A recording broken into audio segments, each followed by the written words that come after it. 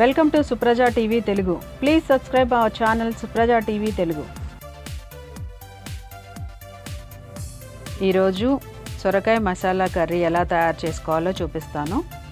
సొరకాయని ముందుగా ఈ విధంగా చిన్న చిన్న ముక్కలు కట్ చేసుకోవాలి.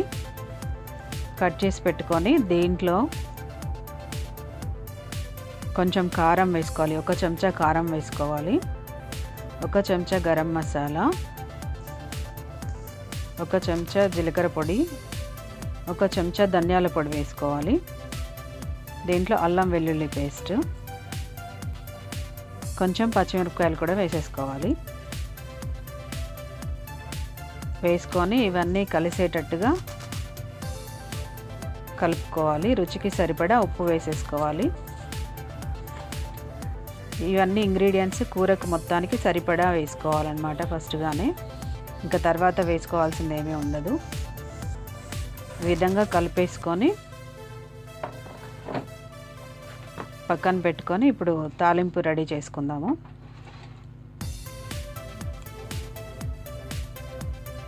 ఇప్పుడు కూర వండుకోవడానికి స్టవ్ పైన ఒక గిన్నె పెట్టుకొని దాంట్లో తాలింపు కోసం మంచి నూనె వేసుకోండి. 2 లేదా 3 చెంచాల నూనె వేసుకోండి. వేసుకున్న తర్వాత దీంట్లో 2 యాలక్కాయలు, కొంచెం దాల్చిన చెక్క, 2 లవంగాలు,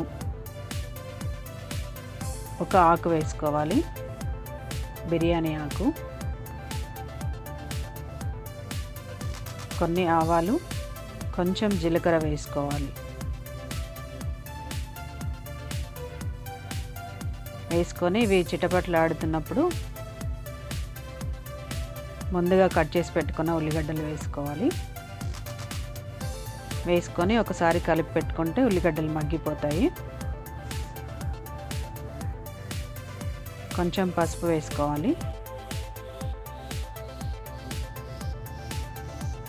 ఇదంతా ఒకసారి కలుపుకొని మనం ముందుగా రెడీ చేసి పెట్టుకున్నాం కదా సొరకాయ ముక్కలు వేసేసుకోవాలి. తాలింపులో వేసుకున్న తర్వాత వీటిని అన్నిటినీ ఒకసారి బాగా కలిపేసుకోవాలి. తాలింపులో ఈ విధంగా కలుపుకొని మూత పెట్టేసి ఒక 10 నిమిషాలు మీడియం ఫ్లేమ్లో వదిలేసేయాలి. స్టవ్ వదిలేసిన తర్వాత సొరకాయ చాలా చక్కగా మగ్గుతుందన్నమాట. ఆ తర్వాత ఒకసారి తీసి దీంట్లో కొంచెం నీళ్లు పోసుకోవాలి. కొన్ని మంచినీళ్ళు పోసుకొని